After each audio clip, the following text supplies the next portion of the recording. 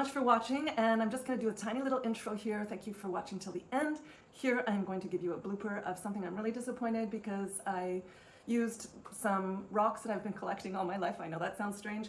They are heart-shaped rocks that I found all throughout my high school, childhood as well, trips that I went on, special occasion trips and things like that. I wanted to just show you the project I attempted to make coasters with these, and if I had used the right material, it would have worked out really well. So you can also try this project correcting on my blooper.